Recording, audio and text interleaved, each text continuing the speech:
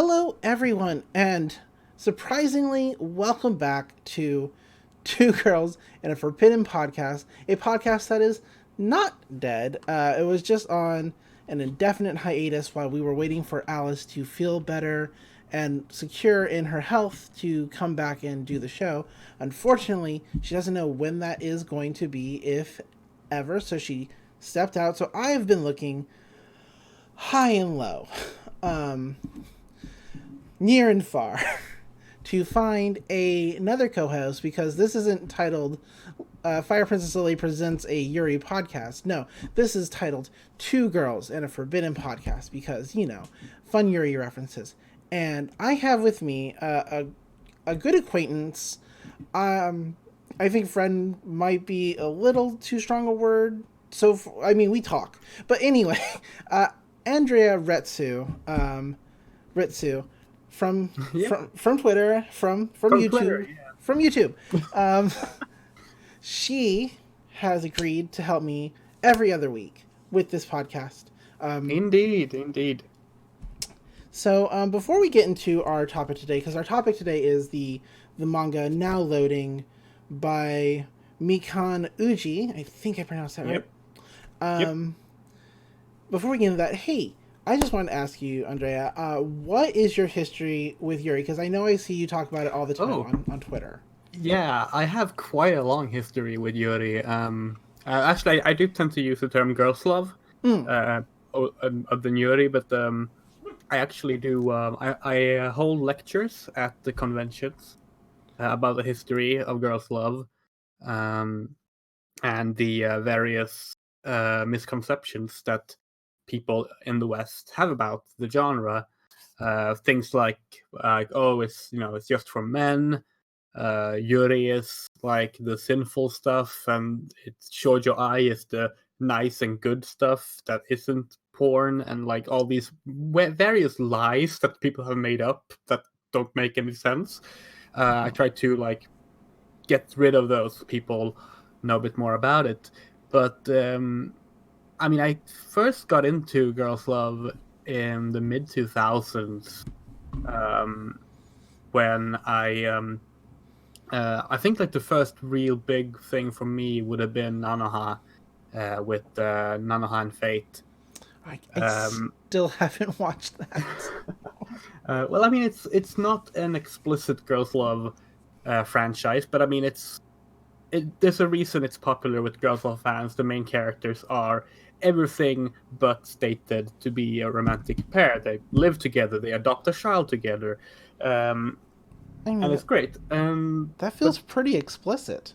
yeah, but they haven't used the term lover. They only talk about how they're each other's dearest friend and these things, Oof, as you do, as you as you do. do. Yeah, but I think the first real explicit girls love thing I got into was Strawberry Panic. Mm. I think the anime for that was like '06, '07, something like that, and I just like leapt on that the moment it came out. And looking back at it now, it's not that great, but it became a very important window for me into the genre, and eventually like discovering myself as a lesbian. And it was um it was quite a ride. I even wrote my final English paper. I wrote on the Strawberry Panic light novel. So that was an experience presenting to my teacher. I'd Um, imagine so. yeah, I mean, I passed, Hey, so that, that's good. that is That's good. good. Yeah. All right. As our listeners, all 10 of them, might know from previous episodes, my descent into Yuri was just Cardcaptor Sakura was like my first like this Oh yeah, character yeah, is explicitly into this character, and they don't get together, and it's sad, and lesbians are sad. Being a lesbian is sad. yeah. Poor. Yeah, it's unfortunate. I mean, actually, what really bothered me about that, because you're talking about Toyo, of course. Of course. Yeah, and what really bothered me about Tomoyo, or rather how Clamp treated Tomoyo, is that they have her give up Sakura, which is probably good in the end. They're cousins, so Yeah, I fair mean, enough. fair enough. But then they had the perfect opportunity with the sequel series, 20 years later, when they made Cardcaptor Sakura Clear Card, they could finally give her a girlfriend. And it seems for a Did they while they're going not? to do it. No, it seems like they're going to do it. There's this new character introduced, and like she ends up singing together with Tomoyo, and they had this big sparkly moment of holding hands, and like they get really close, and you're like, oh, this is awesome, she's gonna find someone as well. And then that girl goes and falls for some butler boy, Oh my and it's god! just, Wow, yeah, like they did it again. they did it They did the again. exact same thing again, and at that point I Oh, was out. I was just like, no, I'm sorry, I'm ditching this book now. Like I haven't I finished can't Clear deal with Card. this again. Oh man, I was so because I only got to the part where that new character was kind of introduced and they had Yeah. like that little interaction. I was like, oh, finally, Yeah, she's gonna get some. yeah. Oh wow, I that just remember like sucks to hear. shouting it out to the masses when that chapter was new, like just sharing all the pages on Twitter, be like, "Look at this! Tomoyo's getting a girlfriend finally! Like Oh, justice is happening!" And then no, justice didn't no. happen. Okay, so now that we've made ourselves sad, um, let's talk about something that is actually where justice is served twice. Oh yeah, Actually, oh yeah, so now loading is an office romance, which yeah. honestly I don't think there's enough of those. I feel like the girl love genre, we'll use that term, um, is mostly like high school romances Well, because there's that big thing that, or I think it's becoming less prevalent, but there's that big thing that the high school romances between girls are just practice for their eventual relationships with men. that's the classic. Yeah, that's something that became prevalent because a lot of lesbians in Japan in the early 20th century Hmm. experienced that as a reality. Right, of course. Like they would have partners, and then that partner would be like, "Oh, come on, it wasn't. It was only pretend. It was only a thing that girls do," and then they would be left alone, and it sucks. And it just sort of became embedded in the genre in a way. But it's also just the fact as well that high school settings are just really popular in Japan for all genres. That is true. Yeah, like you can't even like you watch their fantasy animes and somehow they shove high schools in there as well. It's like they will find a way. You have a Final Fantasy game that is all set in a magic high school. Like That's actually, you have two because you have Final Fantasy 8 and Final Fantasy Type Zero. There are two high school Final Fantasy. that is true. I never thought about eight like that. I knew about Type Zero, but I never thought Yeah, about eight like, oh it's yeah, a good game, but yeah, yeah, I mean, they do love their high school settings. they do. But I do agree with you that it's nice that now loading is an office romance, and I do feel we're getting more of those. We're even getting we're not getting so many localized, but that is also slowly changing. I think we actually have an anthology of office romances, either localized or about to be released in English, but I don't remember what it's called. I don't have it on my shelf, but they're happening, and that's good. Nice. That's good. Yeah. So, the main character, Tagaki, she wanted to be a game designer. She becomes a game designer, and so she starts working on a game that is destined to be shut down. Yeah, yeah, it's a mobile game. It's implied heavily that it's a gacha game, and it's not getting as many users and purchases As as the it used company to. wants. Yeah. Yeah, But while she's trying to get more people in, she talks to like the person above her, Kaori, like yeah. her direct boss, and and she gives her some really good advice, but it doesn't work out, and so she's very sad that the game that she worked hard on is coming to a close, Yeah. and to comfort her, Kaori kisses Tagaki, and that kind of where our the girl love portion of this manga sort of starts. It's the classic sudden kiss. Like so many relationships starts with just a random kiss. With a random kiss somehow. It's not even just in girls' love, like just romances in general. It's like people really like to kiss strangers in romance stories. I mean, it's just, I think it's the like it feels like passion when you're looking at it. And it's an easy way to like set the mood and be like clear that this is a romance story. Right, of course. Yeah. But the two have to go their separate ways, at least for like a little bit, because the game shut down, and then they end up working on the same project for a new game, and that's where all the story basically takes place. Is sort of in the second through fifth chapters. And what I really enjoy about Now Loading is that there is very little forced drama. Yeah. I feel the drama is primarily like related to the office stuff, like the workplace stuff. Yeah, exactly. It's not relationship drama. That's nice. It is nice. It feels very straightforward.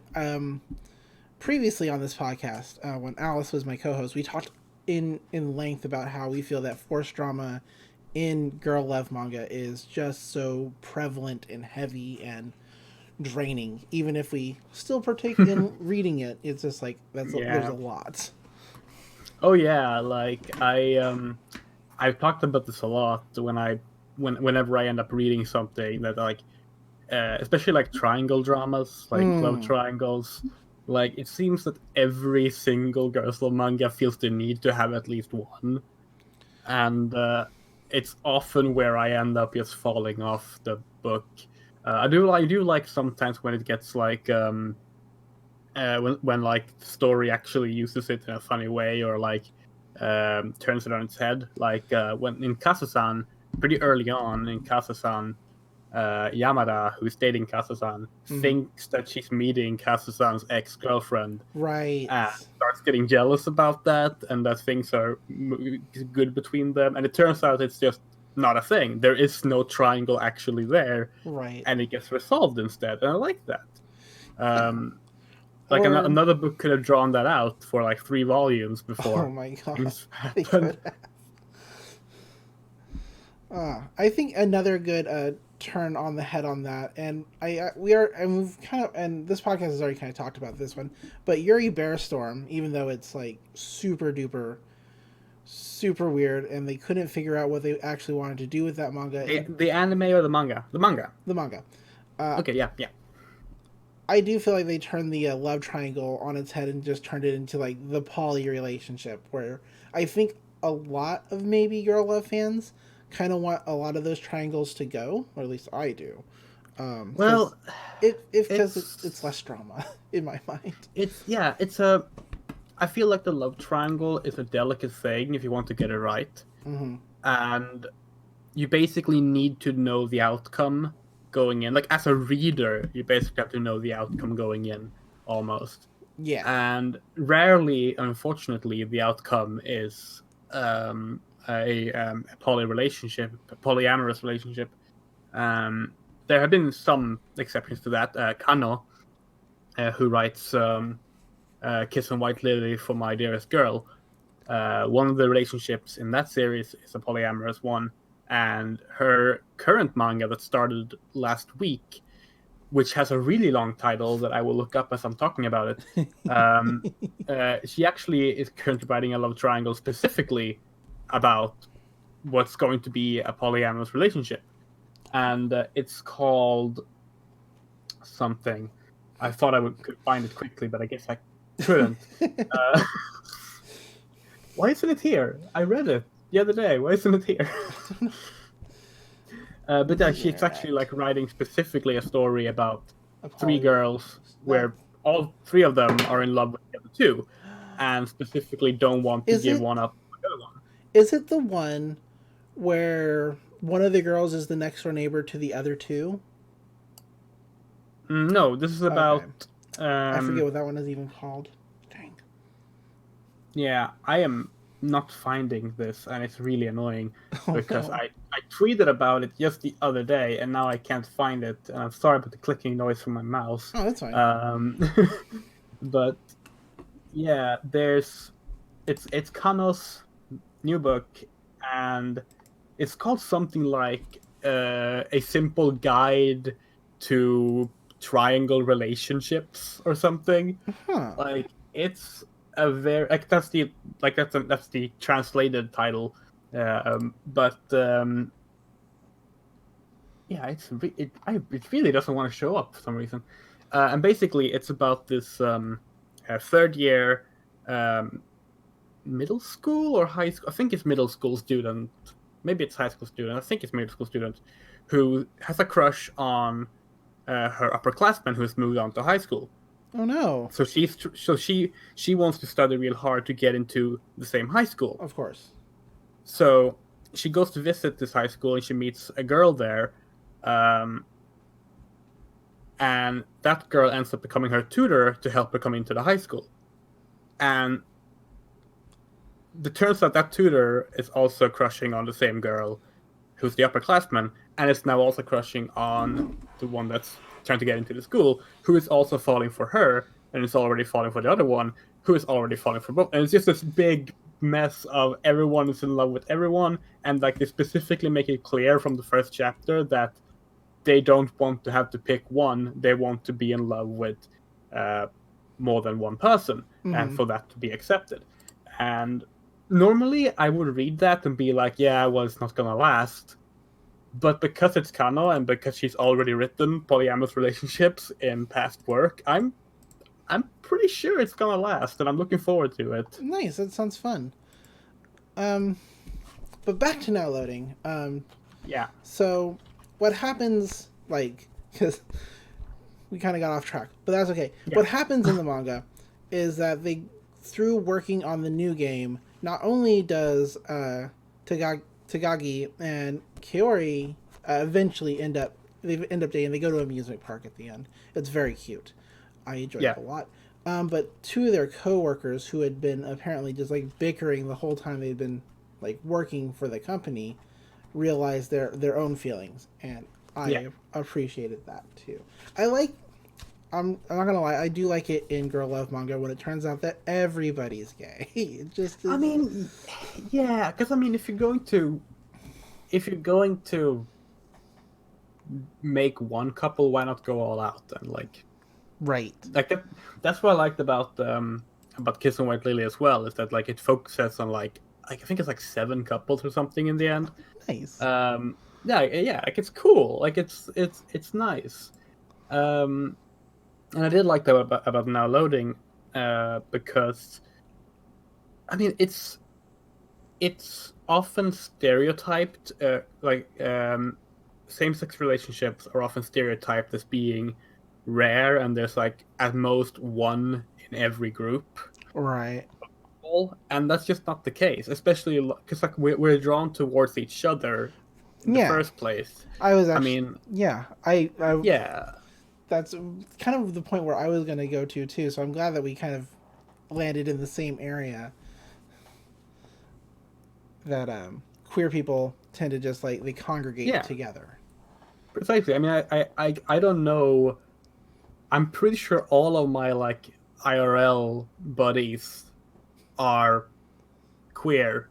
Like I can't think of someone who isn't, because we just end up gravitating towards each other, and that's how things work. And you don't see that reflected in a lot of fiction unless it's fiction made by other queer people. Yeah. But I do like that about now loading. I feel like Mikonoji nailed it on that part, because you know when you see people around you working things out and coming together, you might find, oh shit, that's how I feel as well. Right. And it's a very natural progression sort of thing. Yeah. Otherwise, like I said, it's a cute story. The art is standard moe art, which is not bad. I like it. Like, yeah, it works for the story in these kinds of stories. So overall, I would give now loading out of 10. I'd give it about a 7 or an 8. It's really good. It's not my favorite, but I like it. Yeah, like I compared it a lot to the manga and anime New Game I haven't when I finished first read that, it. but Yeah, New Game is essentially now loading, but not as longer. brave.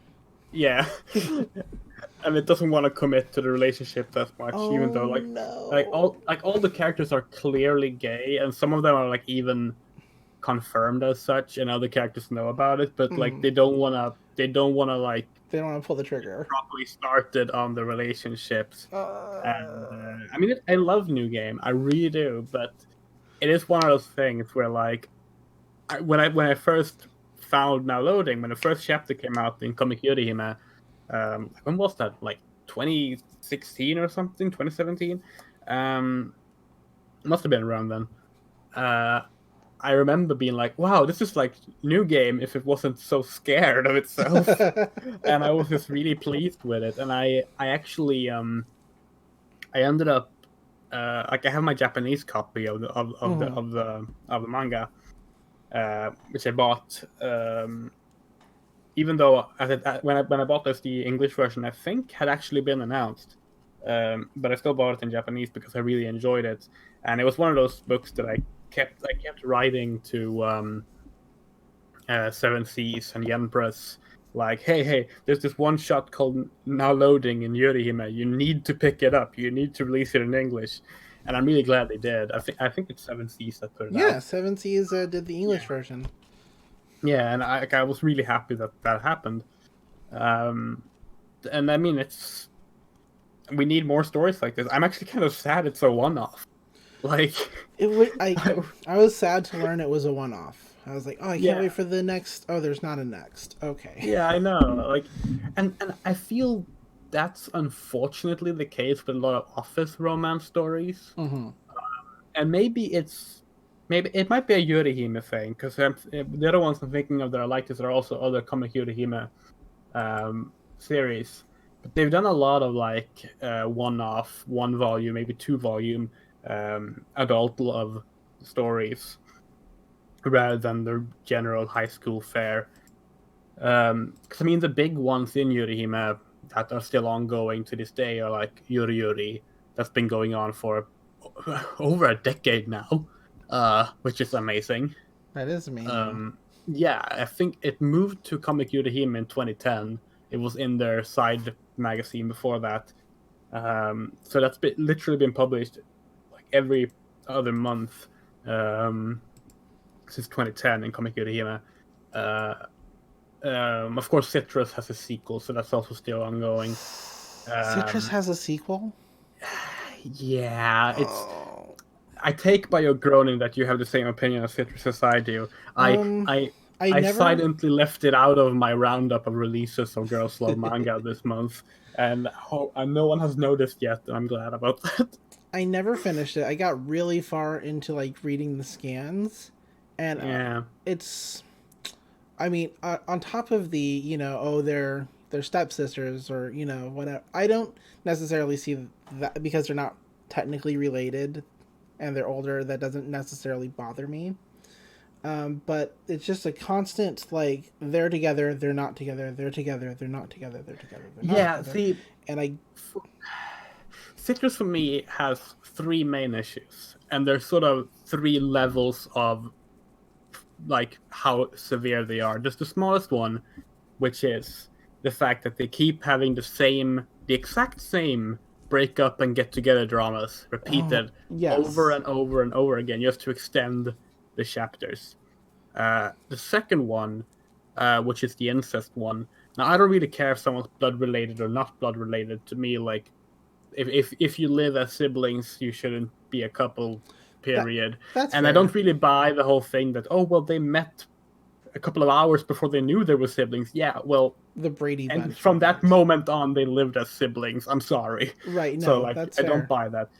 Third, and this is the biggest issue for me, is just all the fucking sexual assault that is somehow tied into Yeah, romance in that one. Like, that's the they other keep thing. having, yeah, because they keep having, God, what's the character's name? They're all named the citrus fruits. It's Yusu, and there's the other one. The other one, yeah. Yeah, like she keeps assaulting her sister, and it's like the excuse is that she doesn't know how to act outside of these things and whatever. But like, she never gets like. There's never a moment where she has to pay for having done that. Instead, she just gets rewarded by this love that the other sister has for her. And I couldn't stand it. I didn't end up finishing it.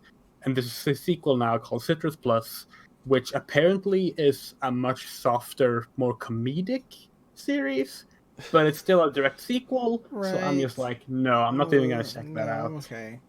But now loading is great. Yes, I don't remember exactly what I gave it when I first read it because my old Twitter account is gone and I couldn't look that up. right. But so I don't know if I used an out of 5 or out of 10 scale, but I would probably give it like an 8 out of 10 today if I about were what I to gave put a it. number on it.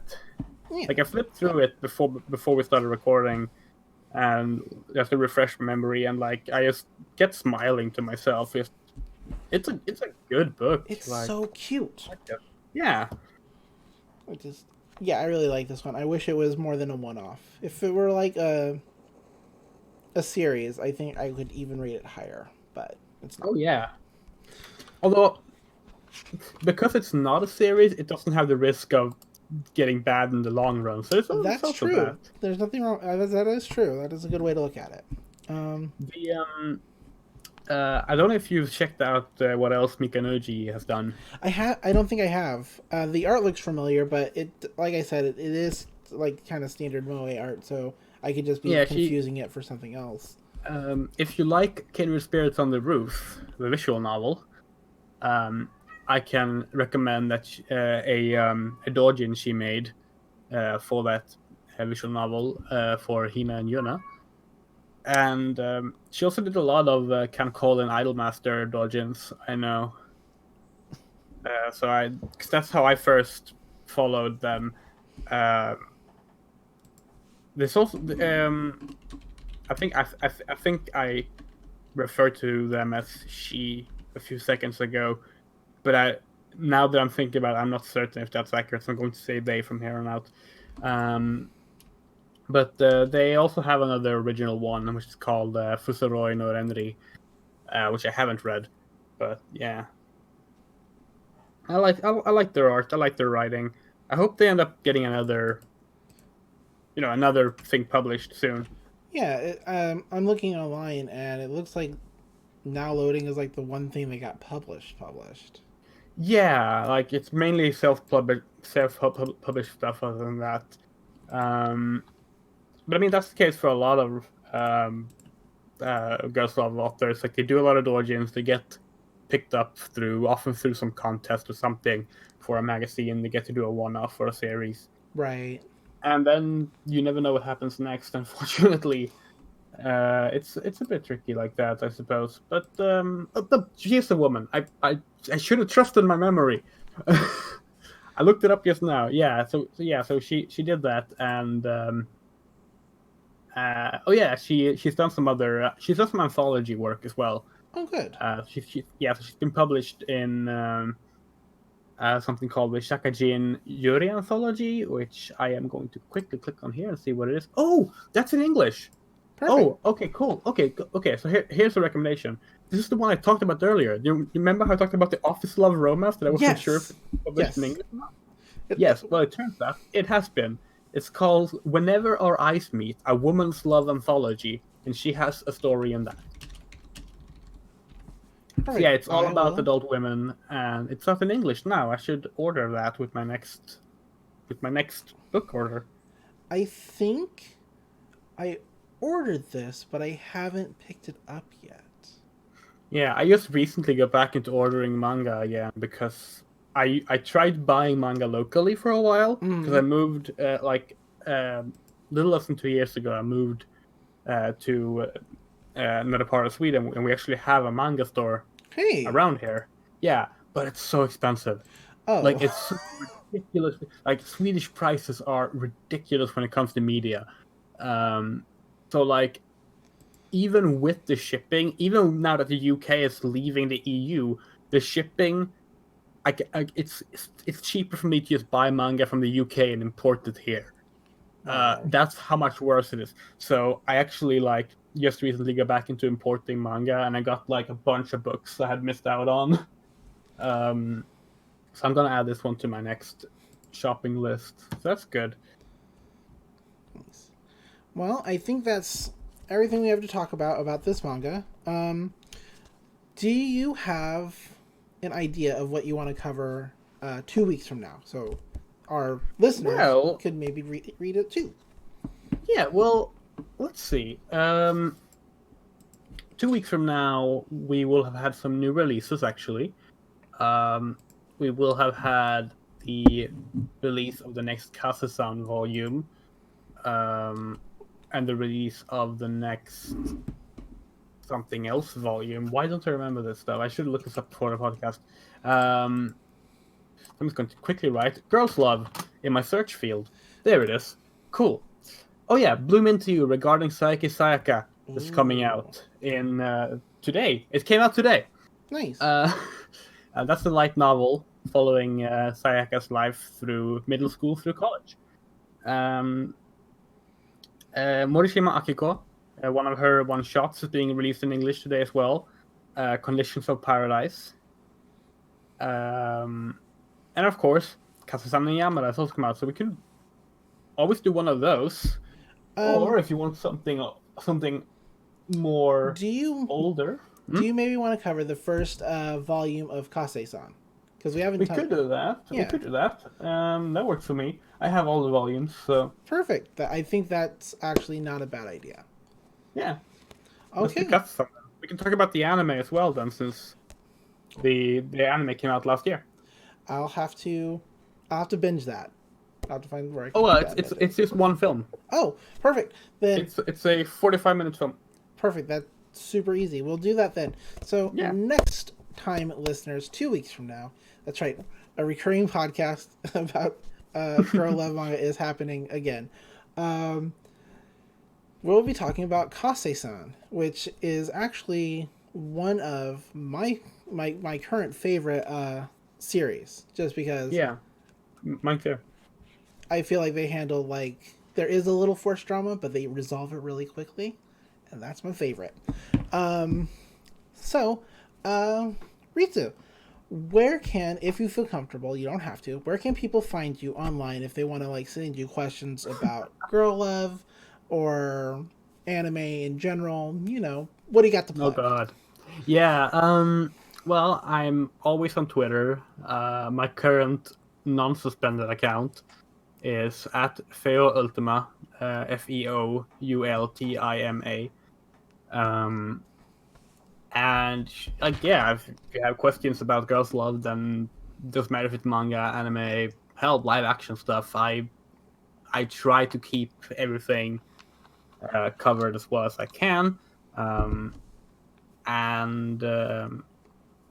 I do have, it's a bit old now, I guess, but I do have a Girls Love visual novel finished. It's also available. So if you go to andrearitsu.itch.io, you can download for free the visual novel Last Night in Tokyo, which I wrote and directed together with my girlfriend and released in 2017. Oh, nice. You can find me, as always, on Twitter at DatFirePrincess, spelled D-A-T. You can find me on my numerous podcasts that I do because I'm sick in the head and do 6, including One Half Podcast, which is a Rama rewatch podcast, the Omnicast starting next week, which will be a Ben 10 rewatch podcast, as well as Let's Pull the Trigger on the podcast, where me and my friend Dr. Sea Monster go over everything that Studio Trigger has ever done. It's very ambitious, I feel. Otherwise, I'm on YouTube at Fire Princess Reviews, although I haven't uploaded anything due to depression in quite a while, so that's on me. But otherwise, I still don't have a sign-off for this podcast, or maybe I did and I forgot it, but hey, we'll figure that out eventually. But until next time, I guess keep reading Girl Love manga and watching Girl Love anime, and join us next time. Bye. Bye.